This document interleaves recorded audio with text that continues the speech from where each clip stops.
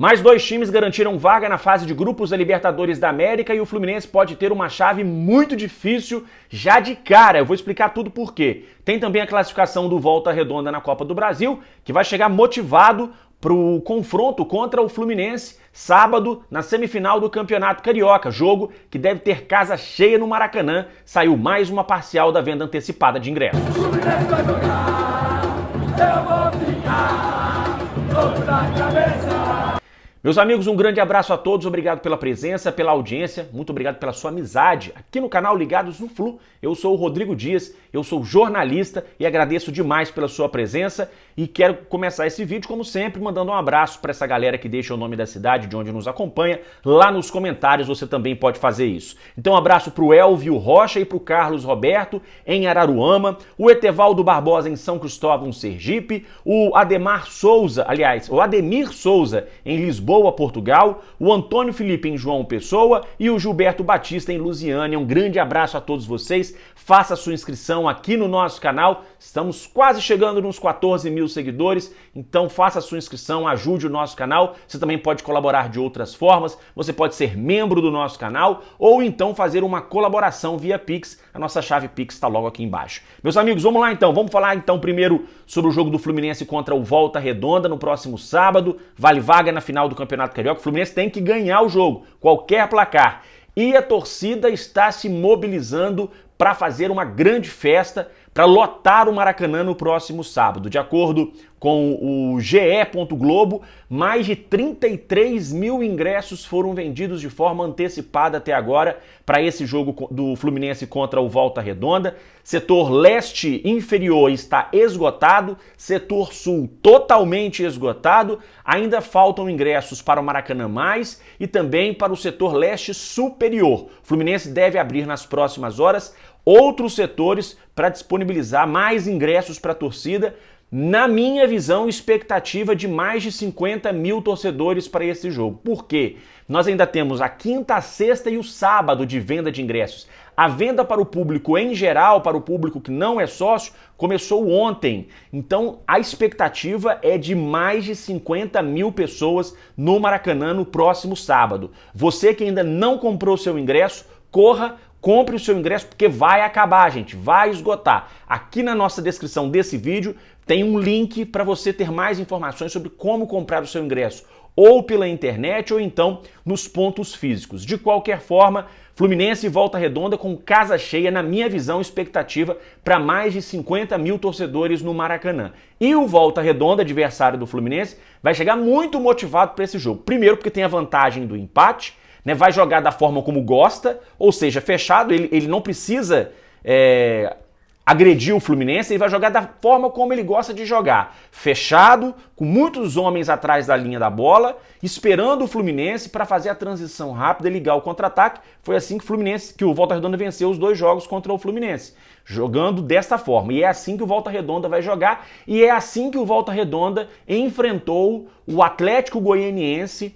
O jogo que foi lá em Goiânia, o Volta Redonda levou o jogo para os pênaltis, empatou em 1-1, saiu perdendo o jogo com um gol no começo do segundo tempo, buscou o empate pouco depois e acabou nos pênaltis garantindo a sua classificação para a terceira fase da Copa do Brasil. Chega muito motivado para esse jogo contra o Fluminense, inclusive pode ser adversário do Fluminense na terceira fase da Copa do Brasil. O Fluminense entra agora na terceira fase, o Volta Redonda pode ser inclusive adversário do Fluminense, vai depender do sorteio que deve acontecer nos próximos dias. Mas tem um detalhe importante, enquanto o Fluminense treinou e descansou durante a semana, o Volta Redonda teve todo o desgaste físico e emocional desse duelo mata-mata, no caso só mata, né? Porque quem perdesse ontem estava eliminado, no caso foi o Atlético Goianiense. Então o Volta Redonda tem esse desgaste físico e emocional que o Fluminense não teve durante a semana. O Volta Redonda ainda tem a viagem de volta, né, para sua cidade e pouquíssimo tempo para treinar e descansar. Pode ser um ponto a favor do Fluminense, que o Fluminense teve a semana inteira para treinar e para descansar. Então tomara que isso também no final do jogo, principalmente no início do jogo não vai fazer diferença, mas principalmente no final do jogo, né, pode ser que essa questão física acabe pesando um pouco a favor do Fluminense. De qualquer forma, esse resultado do Atlético Goianiense com o Volta Redonda serve de alerta pra gente. Volta Redonda, nesse ano, nessa temporada, ganhou do Vasco, ganhou do Fluminense 2 vezes e agora elimina o Atlético Goianiense, que é um time muito difícil de se bater dentro da casa deles. Então, serve de alerta, o Fluminense tem que entrar ligado, não pode entrar desligado como vem entrando nos outros jogos, né? Demorando ali para poder acordar. O Fluminense tem que já começar fazendo uma blitz, com pressão de torcida, abrir logo o placar, fazer 2-0, para poder jogar com tranquilidade, porque o Volta Redonda, ele não se assusta. Ele mostrou nesse jogo contra o Atlético Goianiense que mesmo tomando gol, ele não muda a sua maneira de jogar. Então o Fluminense tem que entrar ligado para tentar fazer o resultado já no início da partida para jogar tranquilo. Porque, gente, não vai ser jogo fácil. Não tem jogo fácil. Semifinal não tem jogo fácil. Então a torcida tá comprando essa briga, vai pro jogo, vai lotar o Maracanã, o Fluminense vai entrar no embalo do torcedor para conseguir também a sua vaga. Eu acredito na classificação do Fluminense para a final do Campeonato Carioca.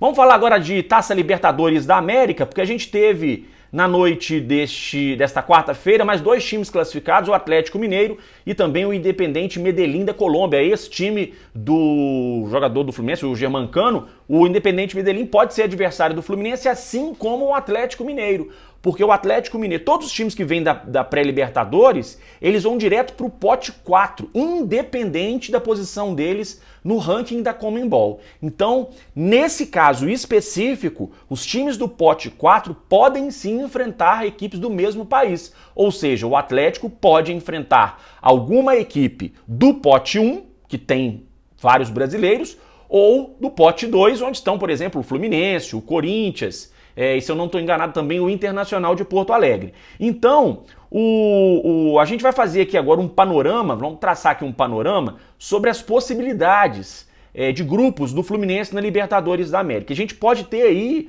um grupo da morte para o Fluminense. Então vamos lá, primeiro pote, né? Primeiro pote. Os times que estão no primeiro pote: o Flamengo, River Plate, Palmeiras, Boca, Nacional do Uruguai, Atlético Paranaense, Independente Del Valle e o Olímpia do Paraguai. O Fluminense não tem nenhuma chance de enfrentar os brasileiros, não pode pelo regulamento, então os adversários do Fluminense seriam, qualquer um desses times aí é difícil: River Plate, Boca, Nacional do Uruguai, o Del Valle, que acabou de ser campeão da Recopa, né, venceu o Flamengo no Maracanã, e o Olímpia do Paraguai. O Olímpia eliminou o Fluminense na Libertadores do ano passado, então na pré-Libertadores. Então, qualquer um desses times que o Fluminense enfrentar é jogo enjoado, é jogo difícil. Obviamente, os 2 argentinos, o River e o Boca, seriam os mais complicados desse grupo, mas não vai ter moleza no pote 1, isso é fato. Então, começando pelo pote 1, passando para o pote 2, onde está o Fluminense. Fluminense, óbvio, não vai enfrentar nenhum desses clubes aí do pote 2.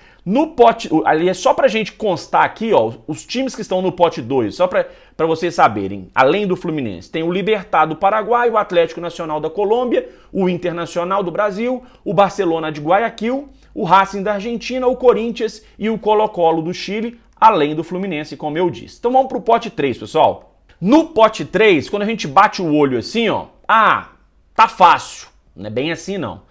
Estão nesse grupo o Bolívar, o The Strongest, os 2 da Bolívia, o Melgar do Peru, o Alianza Lima também do Peru, o Argentinos Júniores da Argentina, o Metropolitanos da Venezuela, o Aucas do Equador e o Monagas da Venezuela. Qual que é o perigo deste grupo? O perigo deste grupo, pessoal, é a altitude. Por quê? Desses times que eu citei, apenas o Monagas, o Argentinos Júniores e o Alianza Lima não jogam na altitude. Todos os outros jogam na altitude.